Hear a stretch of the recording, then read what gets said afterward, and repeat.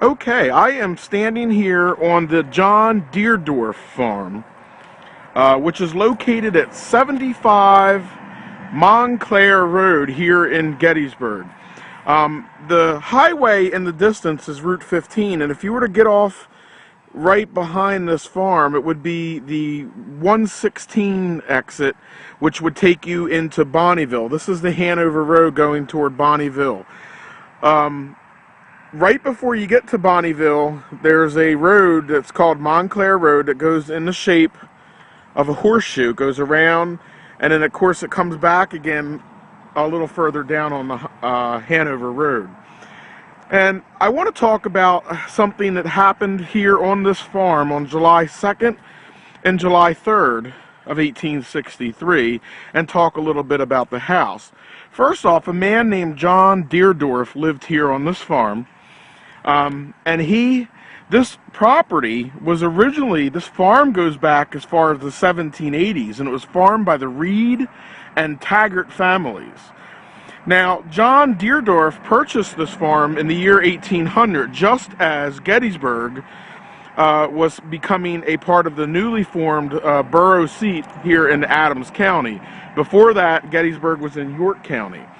Well, John Deardoff purchases the ground, or the farm, and in 1826 he builds this beautiful stone house here, and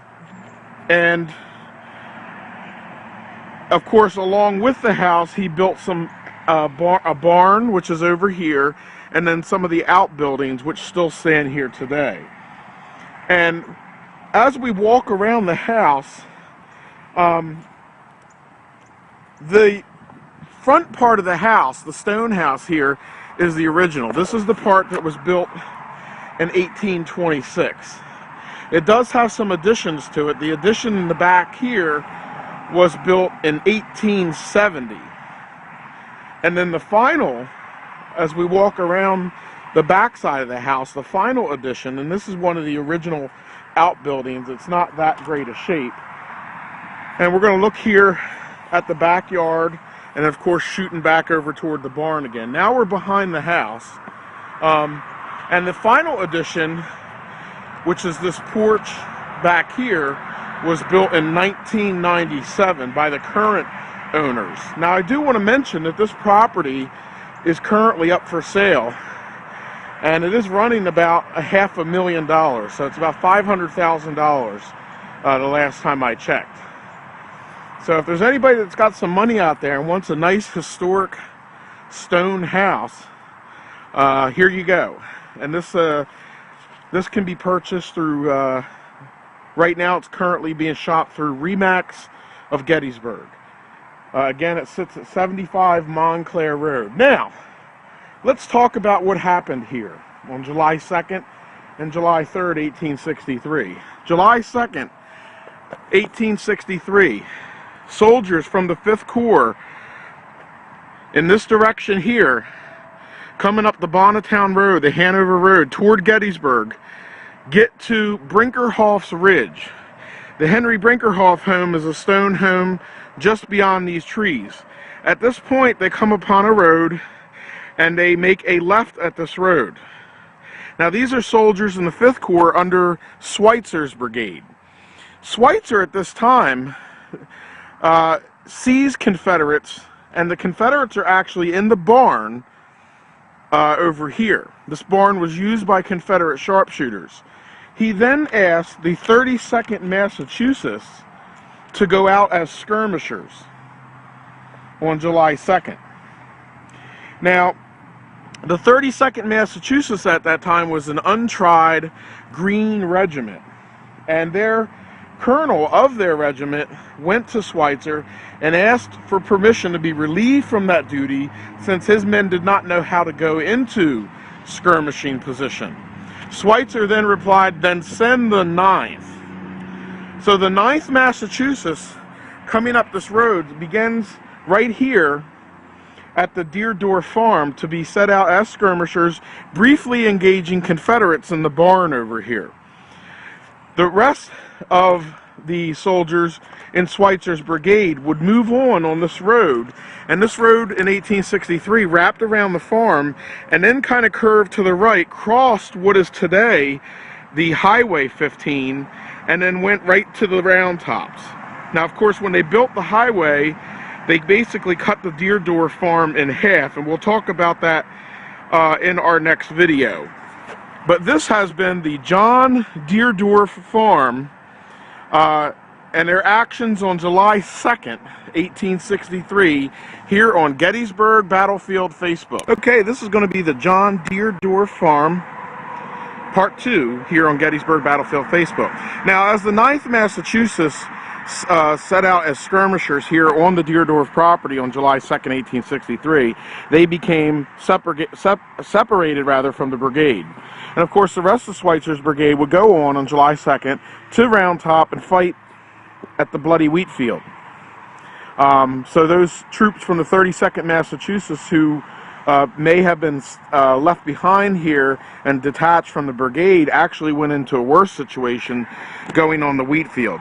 Remember, other 5th Corps soldiers taking the same route also would be the same soldiers that would defend Little Round Top on July 2nd, 1863.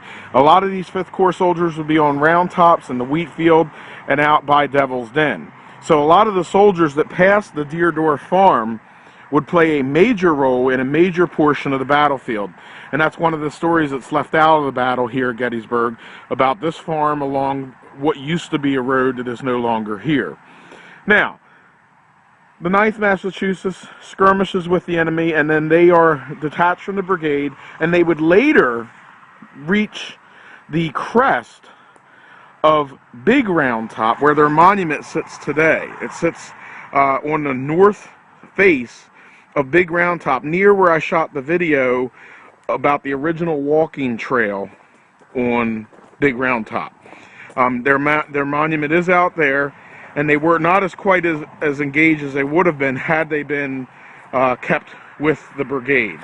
Now, this farm again comes into play on July 3rd of 1863. During the battles at East Cavalry Field and Brinkerhoff's Ridge, which again is in the distance over here, and then of course another battle erupting on Wolf's Hill, which is in the distance over here, the 16th Pennsylvania Cavalry, who were protecting the flank of the Federal Army, and at the same time they were being sent toward Wolf Hill to protect the flank of the Union Army that was also protecting the Baltimore Pike. And you can go back and watch my 5-part video series I did on Wolf's Hill, which talks a little bit about the regiments that were engaged there, and then the 16th Pennsylvania. Now, the 16th Pennsylvania's monument sits across Route 15 today on the property of what is today the Jehovah's Witnesses Church.